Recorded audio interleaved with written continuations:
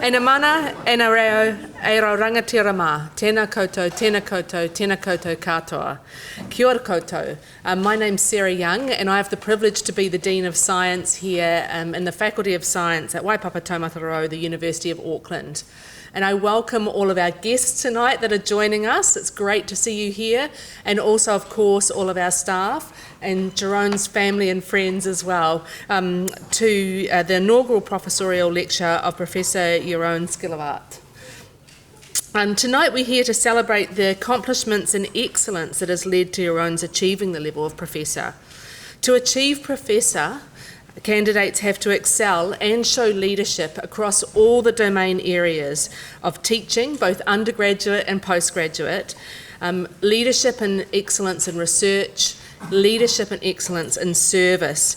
And of course, part of that is showing how they make an impactful contributions to the academic environment as well as other community environments. Professor Schillewaert began his journey in mathematics field in Ghent University in his home country of Belgium, obtaining 2 master's degrees, one in engineering and one in maths, before completing a PhD in maths. He was a Marie Curie and Humboldt Foundation Research Fellow at both Imperial College of London and the University of Munster in Germany, respectively, and has held a number of academic positions internationally. He was awarded a habilitation at the Institut des Hautes Etudes Scientifiques, and in 2022 came and joined us here at the University of Auckland. No? 2017. 2017. Oh, well, I was misinformed, but lovely to have had you here for even longer. Seems a short time, but a good time. No. Jeroen's research interests came centre around geometric group theory, which studies the interaction between geometric and topological properties of interesting spaces and algebraic properties of their symmetries. Jeroen has made contributions across a broad range of topics, including finite geometry, probabilistic combinatorics, linear algebra, and group theory. He is considered a world expert on abstract geometrical structures and the combinatorial and geometrical structures which have applications in coding theory and cryptography. He's the recipient of a large number of awards highlighting the excellence of his research, including the Friedrich Wilhelm Bessel Prize from the Alexander von Humboldt Foundation, the Hall Medal from the Institute of Combinatorics and its Applications, and the New Zealand Mathematical Society Research Award. Tonight he will speak about the fascinating and long-standing relationship between geometry and symmetry, a subject studied for millennia. The ancient Greeks, for example, were already familiar with the 5 Platonic solids, and geometry has continued to play a central role in mathematics ever since, linking diverse fields such as number theory and topology.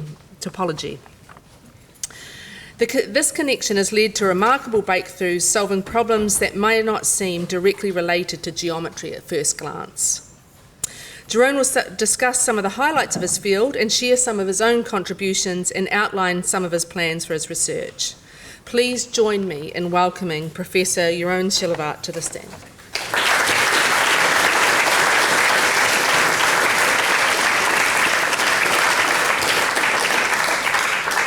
Thank you very much, Sarah, and thank you all for coming. It's great to see so many of you here, also from different departments. So I want to start by thanking my parents, my brother and my family for all the support over the past couple of decades. And also I want to thank Emma over the last 15 years. She has always been there for me. Has not always been easy. I'm not the most easygoing guy in the world. And she has always supported me when a paper was rejected or a grant was not held. And she was able to always pick up very good jobs and moved around quite a bit. So thank you very much, Emma, for all of that. Okay, also my friends here and abroad, I want to thank them. So I will start where it also more or less started for me. So this is the Atomium in Brussels. So I was born a couple kilometers from the Atomium. So the Atomium was built for the World Expo 1958, which was the first post-war expo, and it was meant to show that progress for humanity and the future. And atomic energy was an important topic, and this is a 165 billion magnification of an iron crystal. And you can see there is one ball in the middle, and then there are 8 balls, which are the vertices of a cube that surround it. Okay. So my talk has 5 distinct topics, and I have 1 or 2 technical slides. The rest I have kept non-technical. So I will start a little bit by discussing the interaction between symmetry and number theory, unexpected interactions, and some applications. So we saw the atomium, and we saw that there was one ball in the middle, and then there were some balls surrounding it. So if you imagine that those tubes are not there, then you have balls surrounded by other balls, and you can repeat this pattern, and this will give you a certain density in space, the way you stack your balls. So let's start with an easier problem. Let's look at circles in the plane. We can stack circles in the plane, like in the picture on the left. So and you can see that you have some kind of square pattern there. This is the 2-dimensional. It's the same like what we saw in 3 dimensions, but now in 2 dimensions. But if you look at the picture on the right, I think you can agree with me that this is more densely packed. So it's a different way of packing those balls, and this is denser. So this leads to a natural mathematical question. Can you do better than this? Like if you're going to stack circles in the plane, can you do it in such a way that you achieve better than what is on that picture there? And it was shown like a long time ago by Lagrange that you can't do it if the pattern has to repeat itself. And then in 1940s, Todt showed that this is the best you can do. So you cannot pack it any better than that. Okay, let's go back to 3 dimensions. So I started with the atomium. What is the best way to stack balls in 3-dimensional space? As every grocer in the world knows, you have to do it like is depicted on the picture. If you go to like a market, you see oranges, they will be stacked in that way. Here is Thomas Hales, and he has the US Open tennis balls. And Thomas Hales actually showed that this is the best you can do. So this is surprisingly difficult to show. And his initial proof had a lot of computer calculations, to the point that after several years in a very famous maths journal, the referees came back and said, well, we are 99% sure it's correct, which is very unusual for a highbrow maths journal.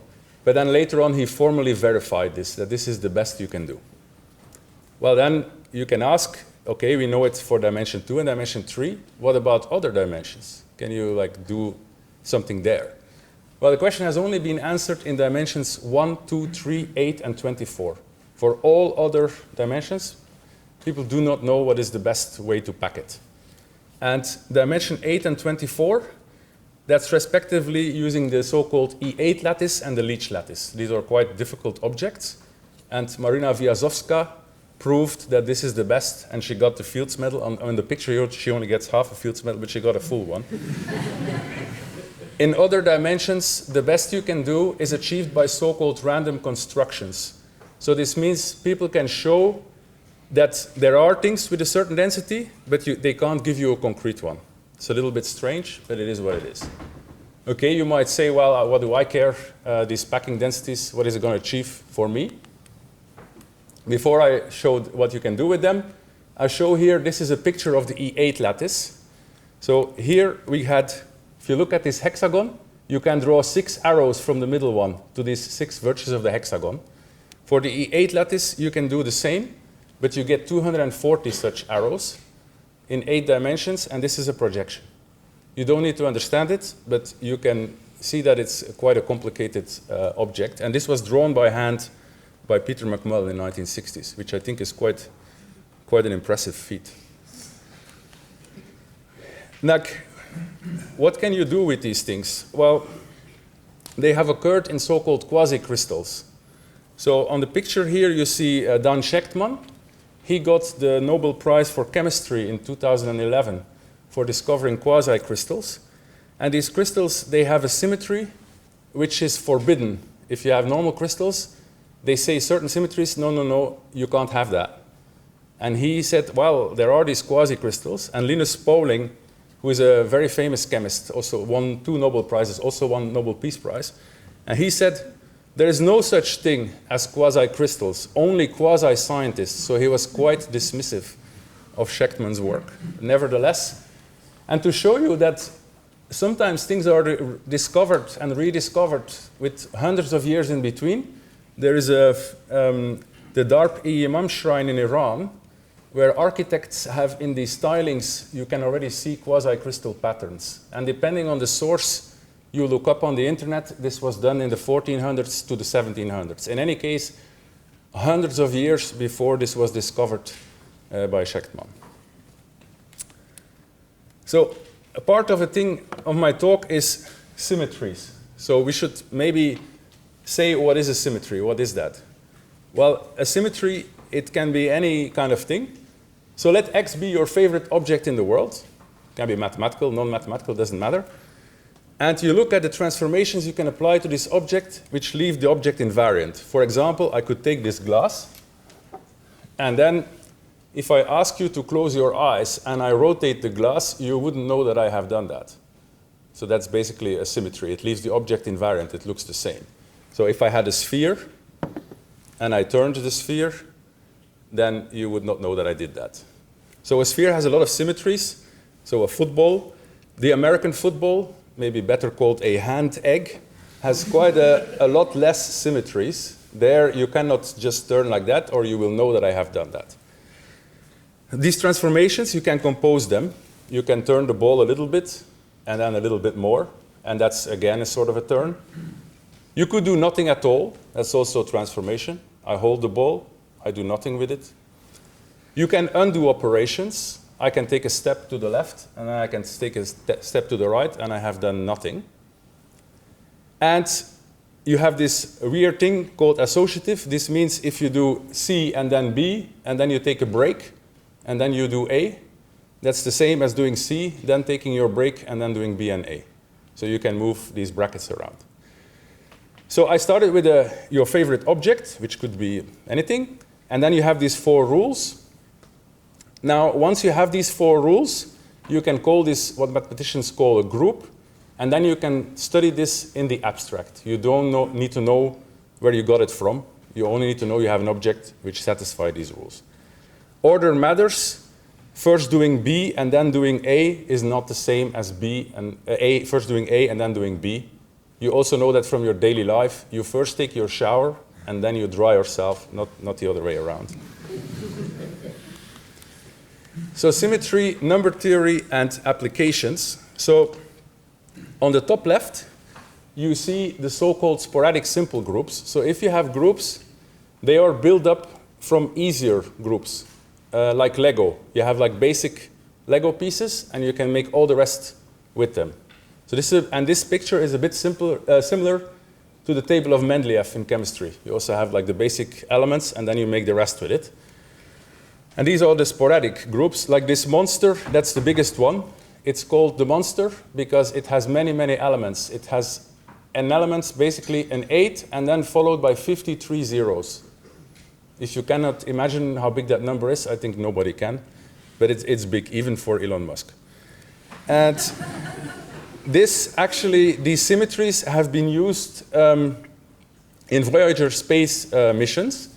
So the Voyager space missions, they were to like go to Saturn, Uranus, Neptune and stuff. And they had on board the so-called Golay code, which is a code to transmit information. Like if I'm going to transmit information to you, and there's a bit of a storm or noise, you want to still hear what I have said, and not something else. And that's a code. And these codes are related to these sporadic groups and to the Leech lattice, which I discussed before. I mean, it's technical to explain that, but there is a clear connection between these things, and they have practical use. And they actually replaced the Reed-Muller codes, which, for instance, were used in COVID when you had to scan. You had to scan in somewhere. You also used coding theory.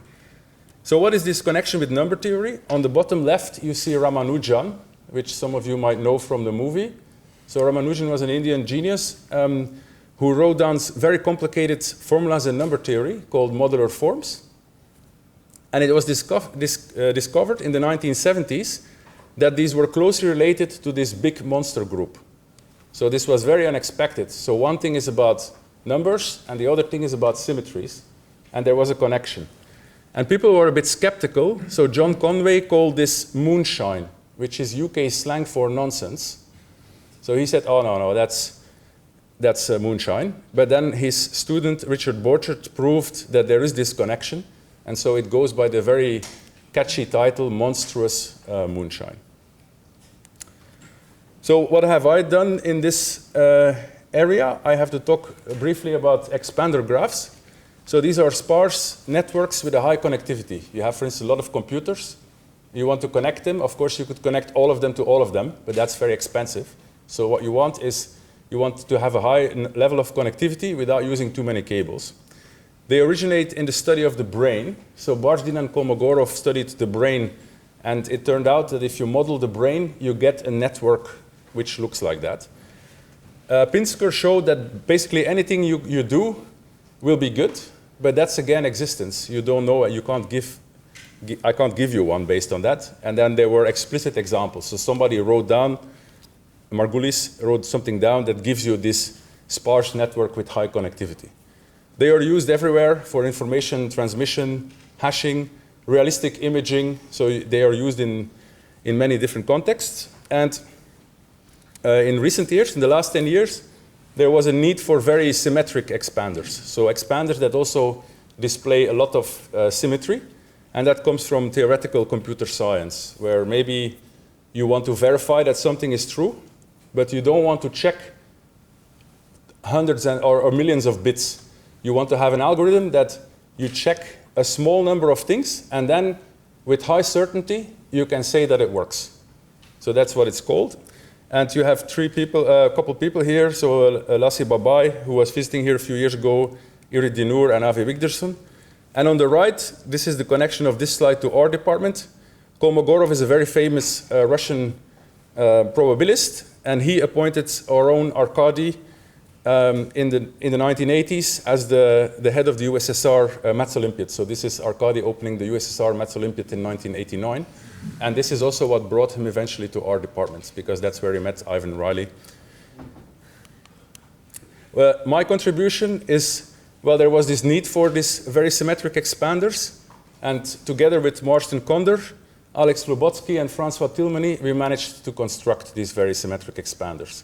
And this is based on these very symmetric objects where you have these operations. This is, for instance, if you take the midpoints of the faces of this cube, you get this. So you can do operations to these objects to get another object. And this is called the hexacosichoron. If you want to be less fancy, the 600 cell. So you get these complicated objects, and one of the best ones that we constructed comes from this E8 lattice that I mentioned before. Okay, so this concluded the first block. Then I go to my next block, which is the interplay between geometry and symmetry. So I told you abstractly what a symmetry is. So now we're going to look at geometry and symmetry. And there was a revolution in the 19th century. There were many people involved, but these are three of the key players. So on the left, you see Felix Klein. And that bottle there, it's called the Klein bottle. It has no inside and no outside. So you shouldn't drink from it. And he proposed in his inaugural lecture, he was 23, which is a couple of years younger than me. He proposed to study geometries by their symmetries. So he said, if you want to understand a geometric structure, you need to look at which symmetries it possesses. So that was his plan. And Sophus Lee is the guy in the middle. He wanted to look at continuous symmetry. So this is the symmetry like this ball, for instance. I can rotate it by any angle I like. I can continuously rotate it. And he did that to study so-called partial differential equations. These are equations that check how things evolve over time, which are obviously used everywhere. It's one of the biggest areas of mathematics. And then the guy on the right is Élie Cartan. He proposed a geometric approach to study these partial differential equations, and this led to the birth of differential geometry. And Rod here does differential geometry. We also have a lot of people working in PDE, Melissa, Marie, Steve, and the whole group in dynamics. Lots of people, very big area. And that's sort of that was the start of this interplay between geometry and symmetry. Now I'm going to switch gears a little bit. I'm going to talk about Euclidean triangle groups.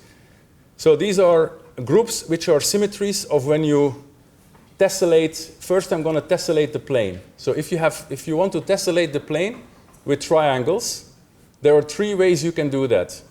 You can either do it with equilateral triangles, which are the ones on the right. They have angles 60, 60, 60. You can do it with angle 45, 45, 90.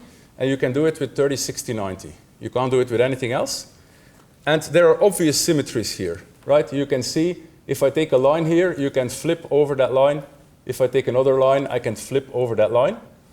And so this symmetry group can be given a so-called presentation, though this is a small number of elements, and any other element can be made by repeating these. That's basically what this means. So here, the one on the right, there would be three elements, S, T, and U. So S would, for instance, be flipping over this, T flipping over that, and U flipping over this. And then these other things, all the so-called relations. This tells you if you do this, well, then you will have done nothing. That's what I mean by is equal to 1. Okay? And here, these are Euclidean triangle groups. What is important is the sum of the angles is 180. As you probably have learned in school, the sum of these angles is 180. Can we tessellate other things? Yes. You can tessellate, for instance, spherical triangle groups. So these here, you can take the sphere and also chop it up into triangles. And here, the sum of the angles will be greater than 180 degrees. You can see that if you look at this thing, it's more than 180 if you add up the three angles. And these are related to the Platonic solids. If you take the middle one, for instance, you see these four. That's these four. Then these 6 are these 6, and these 8 are these 8. So this is related to the Platonic solid. Imagine that you had a light in the middle of the cube.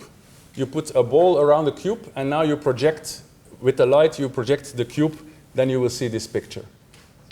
Did everybody see that? Okay. And the other ones are also related to the Platonic solids. Then the third thing you can do is hyperbolic. So you have three types of things. You have spherical, flat, and then the last one is hyperbolic. So you can see here a hyperbolic structure.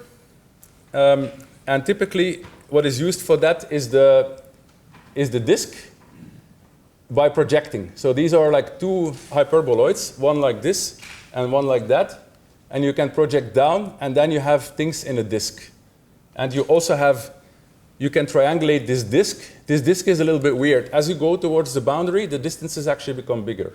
That is because you have projected.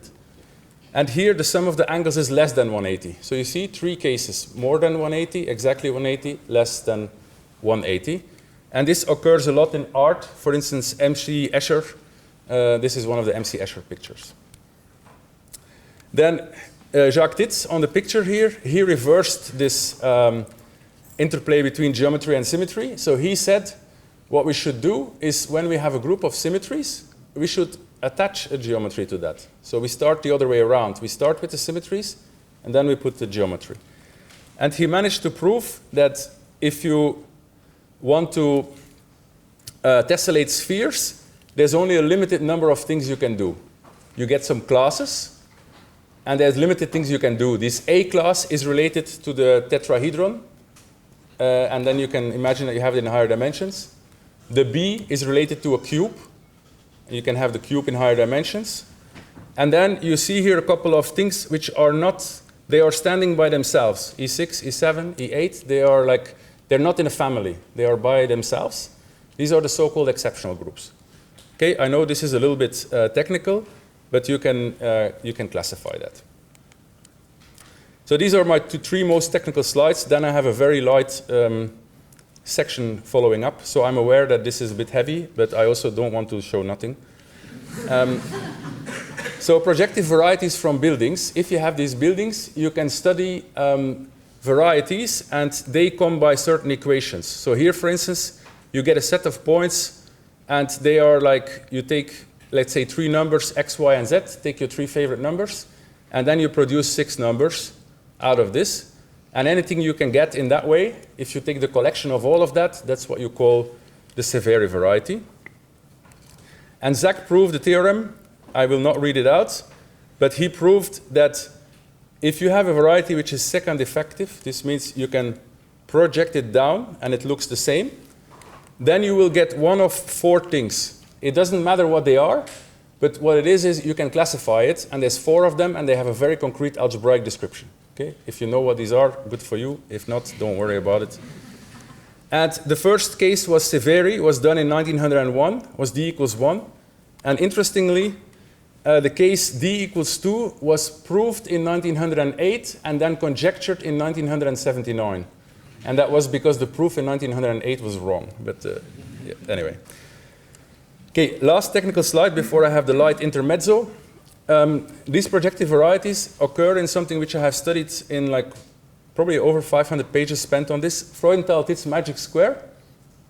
What it is you take certain algebras, and I will spend the next 5 to 10 minutes on these algebras.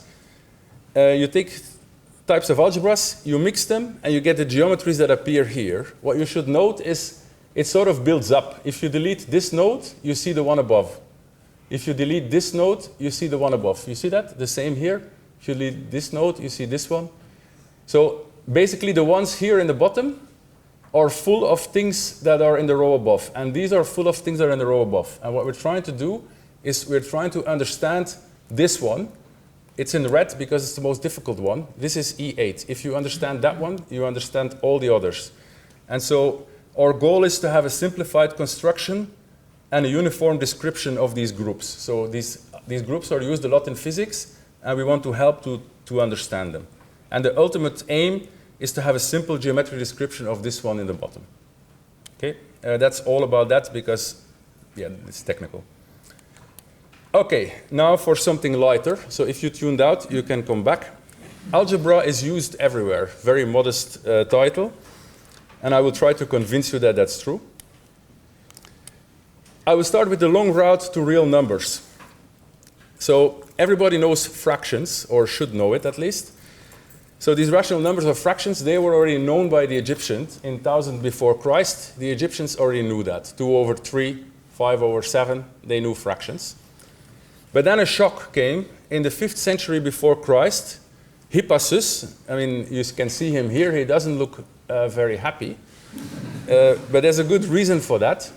Because Hippasus, he discovered that the square root of 2 is not a rational number. So this square root of 2 arises if you take a rectangular triangle with short sides 1, then the hypotenusa will be square root of 2.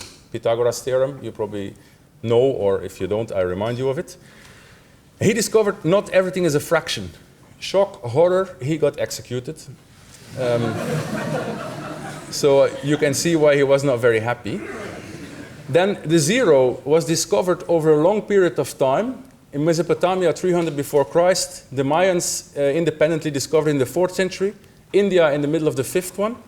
Cambodia by the end of the 7th, and then it spread to China and the Islamic countries at the end of the 8th. So not many Western countries inside here. But you can see like how long it took. I mean, a zero, what is there to discover? It sounds so obvious to us now, but it kept humanity busy for a very, very long time. So these are huge steps, should not be underestimated. And then the real numbers, personal connection. I went to high school in Bruges because I grew up by the coast, and Simon Steven was from Bruges, and he was the first one to conceptualize the real numbers in the 15th century. But then to actually say precisely what a real number is quite difficult, and it took 400 years for people to actually give a precise definition and description of what that is, a real number. And I think what you should take away from this slide is that the period in which the zero is discovered coincides with periods in which these societies thrived. So advancements in mathematics coincide with thriving societies. Then the next thing up, so these real numbers, that was my first column in my magic square, that weird looking square. That was the first column. Well, we do any field, but anyway, real numbers. The second column are the complex numbers. So where do they come from? Well, Cardano tried in the 16th century to solve an equation of degree 3. So something like x squared plus x cubed plus ax squared plus bx plus c is equal to 0. It typically has 3 roots, x1, x2, and x3, 3 solutions. He tried to solve that. So if you give an equation like that, try to solve it. It turned out that even if you're only interested in the real solutions, you kind of get led to introduce a square root of -1. How can that be? How can something square to -1? That seems very weird, because we all know if you take like a real number, -3, even if you square it, becomes 9. How can that be? Well, it becomes very easy if you think about a concept, the concept of a rotation. If you think of I as a rotation over 90 degrees, now suddenly it makes sense, because you do this rotation twice, then you will have done -1. Can you see that? If you rotate twice, you have done a reflection in the origin. So that's like multiplying with -1. So that explains why you have square roots of -1. Now there's nothing mysterious about it anymore. And this underpins anything that has to do with waves. So like most of modern engineering, medical equipment, like it all would not exist without the complex numbers. So very important discovery. Let's go one step further. Let's try and describe rotations in 3 dimensions now. And a problem that occurs in 3 dimensions is the problem of so-called gimbal lock. So if you have rotations in a plane, you have roll, yaw, and pitch. You have 3 things you can do. I hope this doesn't happen to you, but if your plane would end up in the position on the right, there is a problem, because 2 of these degrees of freedom to describe your rotation are now coinciding. You now mathematically only have 2 parameters left anymore instead of 3. This creates a problem which is called gimbal lock. You don't want it. And this problem will get solved on the next slide, but let me tell you where else this problem can occur. It can occur in robotics. So modern robotics will also use the solution that I'm telling you. Also occurs in visual imaging. If you're like me, old enough to have had like video games where cubes would rotate very jerkily, that also had to do with gimbal lock. In modern computer games, you don't have that. You also don't have that in the films by James Cameron. You don't have that. It also happened actually in... Does anybody know who the person on the left is? Michael Collins? Yes, it's Michael Collins. So like Neil Armstrong was the first on the moon, then Buzz Aldrin, but somebody had to steer the Apollo 11, and that was Michael Collins. He steered it at that time. And we have the following conversation. So Collins had asked, NASA to get a 4th gimbal. So a 4th thing that you can get out of gimbal lock if you have a 4th degree of freedom. And he had asked for that, but he didn't want because it's too expensive. So this is a little transcript. I tried to find the audio, but you can find all the audio, but it's hard to search in it, so I didn't manage. But look at here. So he gets into a gimbal lock, and he says, how about sending me a 4th gimbal for Christmas? And then the operator says, Columbia, Houston, you were unreadable. Say again, please. And he kind of is aware that he shouldn't insist, so he says disregard. So these things have occurred, and the solution to that are the so-called quaternions, which were discovered way, way before that, in 1843. So we had a complex number. It had an I-square, which is -1. Now we're going to look at a more complicated system. It's going to be a 4-dimensional algebra. Hamilton actually was looking for a 3-dimensional algebra. So like apparently his daughter said, well, Daddy, why don't you make a 3-dimensional algebra? And he didn't manage. And then he developed the theory of linear algebra, which explains why you can't have a 3-dimensional one. And linear algebra underpins like many things, including data science. So it's interesting how this abstract discovery leads to this. And now you have, I don't know if you can read it, but you have 3 parameters, I, j, and k. They all square to -1, and their product also squares to -1. And he carved this in a bridge in Dublin. So it's very intellectual graffiti. And this also can explain, these things on the right are spinors. They occur in quantum mechanics. And they, again, are an expression. Look at this arrow and follow it around. See what happens if you follow it around? It has changed direction. So this is so-called Möbius strip. It has no inside and no outside. It has changed direction. You need to go around twice to get back where you started. This is a so-called 720-degree symmetry. And it's also explained by these quaternions. And I will now it's time for my magic trick. I will remove my belt and only my belt. So this is, I'm holding my belt and I'm going to twist it twice. Look at my right hand. Once, twice. And now I will try to untangle it. And I have failed. I knew that, by the way. Now I'm going to, what you do in mathematics when you cannot solve a problem, you make it more difficult. So what I'm going to do now, I'm going to twist it 4 times. 1, 2, 3, 4. Now I would like a drum roll, please. Can I have a drum roll?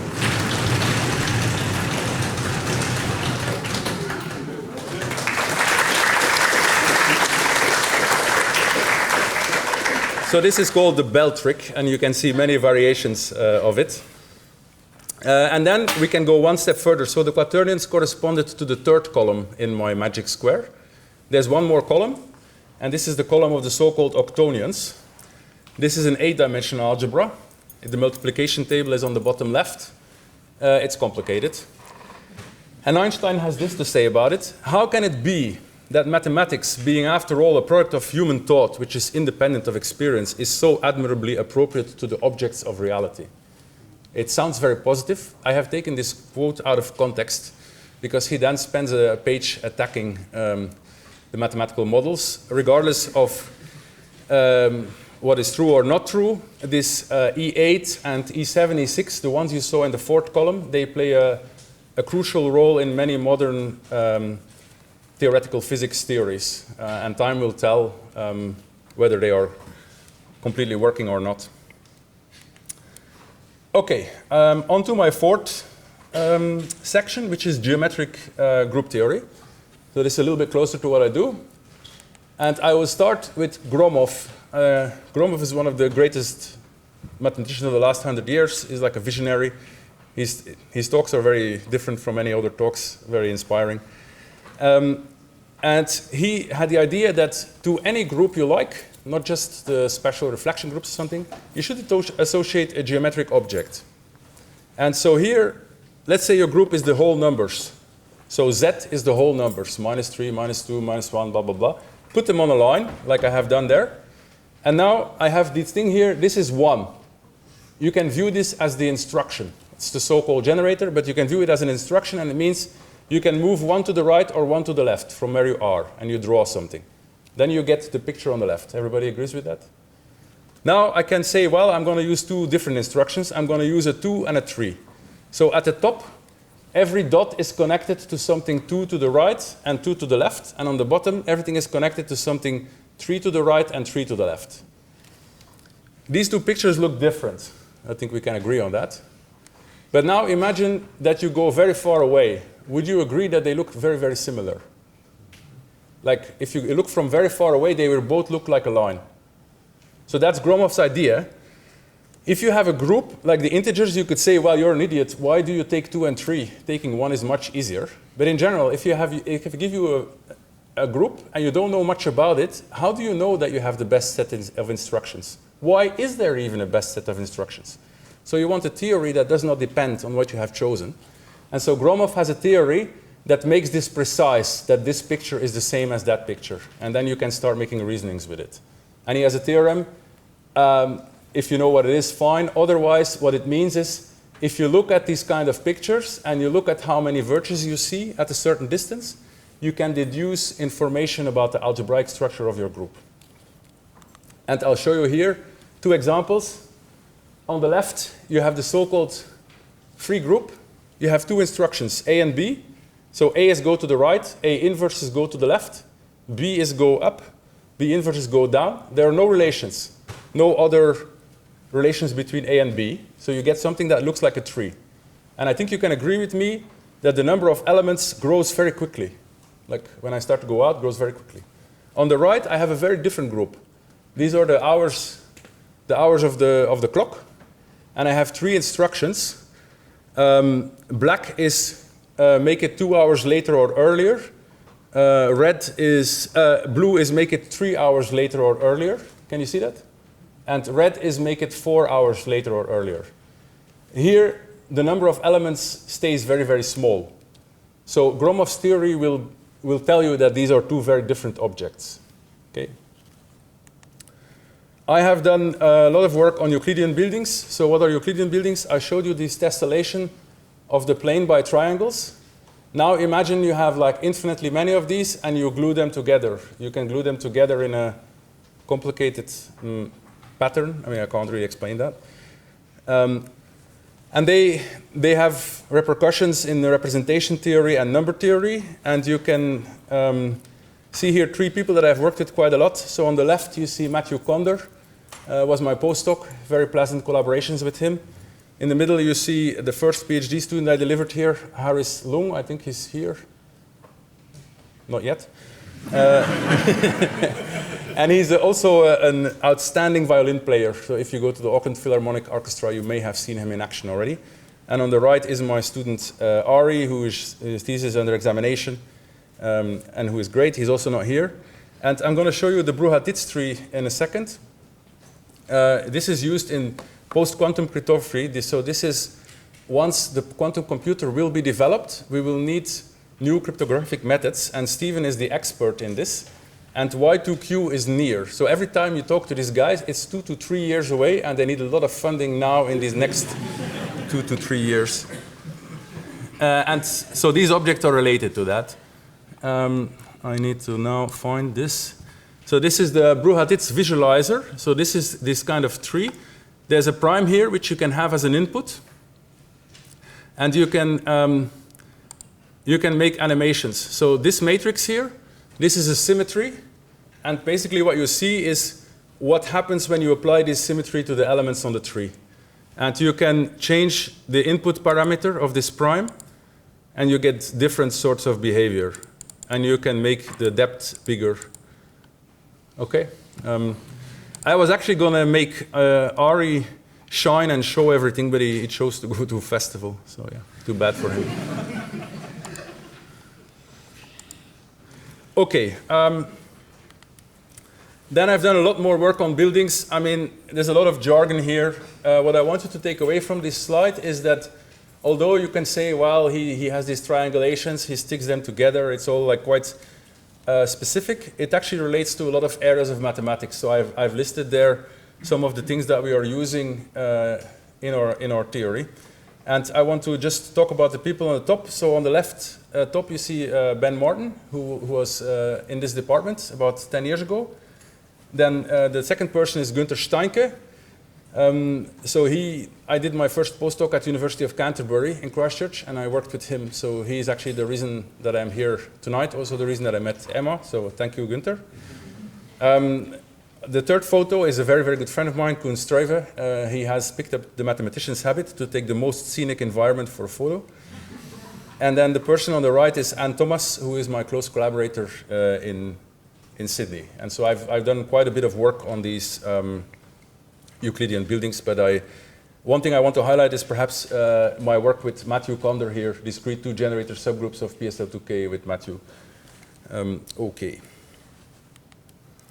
Then I come to my last section, which is some of the work I have been interested in more recently. So I started to get interested more in geometry and topology. And I will also try to bring everything that I have told you together in these last couple of slides. So the first thing I want to tell you is, so the person on the left is Henri Poincaré, and he has a nice quote there. He says, I'll translate for you. One does science with facts, just like one builds a house with stones. But an accumulation of facts is no more science than a heap of stones is a house. So I think it's a very nice quote. And Henri Poincaré, he developed the theory of algebraic topology. So topology is like when you're a kid and you play with clay, you can kind of like deform the clay in all kinds of directions. So in topology, these things are equivalent if you do these kind of things. And on the right, I show you the covering space of the circle. So imagine you have a boat, and you're going to put your boat, and you have a rope, and there is a beam, and you have a hook, and you're going to put the beginning and the end of your rope around that hook. Then you can kind of play with the rope. You can make it tighter or less tight, but what you can't change is how many times you have gone around the beam. That is fixed. And so basically, that's what this helix shows. You either go like a couple times around this way, or you go a couple times around that way. So Poincaré has a thing that when you have spaces with holes, you always have these kind of things. And so the real line is a so-called covering space. If you quotient out the real line by identifying things which are integer distances apart, you get the circle. I'll give another example here. On the left bottom, imagine you have bumper cars, but you kind of don't understand how bumper cars work, and you don't want to bump into each other. So I have 3 bumper cars, and they're going to start moving around in the plane, these bumper cars. And you can track over time where they are in the plane, but they're not allowed to collide. Then if you track where they are over time, you get these green, red, and blue thing, and this is called a braid. So they just tell you where they were over time. And so basically, if your space consists of these 3 bumper cars, and you keep track of what they are, then this is a loop. If you don't care which bumper car is which, I have done a loop. These 3 bumper cars are parked. You put your coin in, and at the end you have to park them again. That's called a loop. So that is the fundamental group, the braid group, and it has certain relations. Like on the bottom right, you can see that the dark blue one is under both of the light blue ones, so you can slide it to the right. And you can express that algebraically with a so-called braid relation. I know this is a bit difficult. I want to talk now about, I promised you symmetries of roots, so I'm going to talk about a map by Ferrari. So I already talked about solving equations of degree 3. Now we're going to look at other degrees. Let's start with degree 2. You probably learned in high school that x squared plus bx plus c equals 0 has 2 solutions given by minus b plus or minus square root b squared minus 4c over 2. Okay? So you can solve that. Cardano showed us how to solve degree 3. But from degree 5 and higher, you cannot solve that. So you cannot find such a nice formula like the one here with square roots and stuff in there. That doesn't exist. You can prove it's not because you're too stupid that you don't find a formula. It's because it can't be done. On the right here, I have a young Arnold who has a marvelous proof of this fact using techniques from dynamics. It's very, very pretty. And this actually starts group theory. So I told you a long time ago that if I had an object X, I had these things undo, do, compose, and it gave me a group. This is actually the origin of group theory. This is where it comes from. What about degree 4? Degree 4 can be solved. That's the last one you can do. And in 1540, Ferrari, he was born in 1522, so he was only 18 years old. He found a mechanism to solve the equations of degree 4 by changing them into an equation of degree 3. And so what he does is you have a map. Conv 4c, these are 4 bumper cars. And conv 3c are 3 of them. So you have 4 roots for your degree 4 equation, which you abstractly call x1, x2, x3, x4, your 4 solutions. And you associate to them 3 points, which are given by this formula. And what is miraculous is that if these 4 are pairwise distinct, so if the bumper cars do not collide, then neither will these ones. It's very easy to check, but it's a very spectacular fact because it can almost not be reproduced for any other thing. So he did this thing, reduce degree 4 to degree 3. Okay. Now I'm going to talk about work with a former student of us. On the picture here you see Peter Huxford, who is an extremely brilliant student and who is now at the University of Chicago. Isabel Steinman, here also a very strong student, also at the University of Chicago. This is one of my things I'm most proud of, is that I sort of support people like that by writing good letters for them, and then of course they deliver, because if you write letters and then they don't deliver, your next letters are not gonna go anywhere.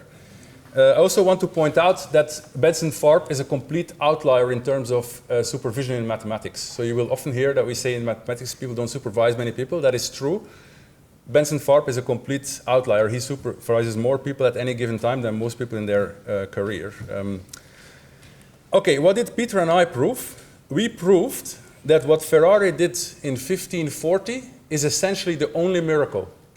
If you have an equation of a certain degree, and you want to reduce it to an equation of a lower degree by doing this kind of formula with the roots, then the only thing you can do, if you don't want to reduce to degree 2, the only thing you can do is what Ferrari did. There's nothing else you can do. So this is a statement which is relatively easy to tell you. I mean, I just did. But it's quite hard to prove, and we use complicated methods from geometry and topology, and also some work by Grothendieck in algebraic geometry. So it's quite complicated. And future work, we want to study maps that associate m points to 3 points, and we expect that all of them are going to come from so-called elliptic curve constructions. So elliptic curves also play a role in cryptography. And we suspect that these are the only ones, but it might just be because we can't find any other ones. Who knows? I'm almost at the end, so the 3 more maths slides, and then a final slide. So Thurston's geometrization conjecture. So I told you there are essentially 3 types of geometries in dimension 2, like the flat one, the sphere, and the hyperbolic one. In dimension 3, it's more complicated. There are essentially 8 of them, and I've depicted them there. This comes from a French website where you can actually do virtual reality. You can move around in these things. It's a bit strange. So Thurston showed that a 3-manifold can be cut into pieces such that basically you see one of these 8 geometries, and then you quotient it out by some symmetries. But basically it's one of these 8 geometries, and the most important one, which you can prove why, or the most common one, is the hyperbolic one, H3. So this is the 3-dimensional analogon of the hyperbolic plane. I know that this is difficult, and this actually solved, this geometrization conjecture was solved by work of Hamilton and then Perelman. Perelman famously declined the Fields Medal for this work, and also declined a $1 million prize by the Clay Maths Institute. So, yeah. And the isometry group of this thing is PSL2C. These are matrices with complex entries. So I'll again try and show you Ari's stuff. Ari has another visualizer. So now you have 2 matrices. So it are things like this, 1, 2, 0, 1, 1, 0, 2, 1.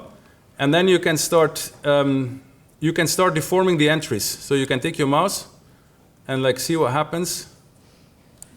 Like if you take another entry and you change it, and you can see it gets messy quite quickly. And you can animate, this is the action, what this thing does to the ball. You can animate with the second one. But you can see as you move this around, it quickly goes from comprehensible to complete chaos, right? I'll stop the animation and go back here. Okay, so there is interest in studying these PSL2C. So these matrices, typically the entries are complex numbers. I mean, I was putting integers in there, why not? But they're complex numbers. And so I have a big project. So in the last couple of years, so this is for me a relatively new area. I have learned a lot from Gavin, who you can see on the left, who is here. So yeah, I owe a lot to him. I'm learning a lot from him. Very, very grateful for that. It's great fun. It also helps that he's very good.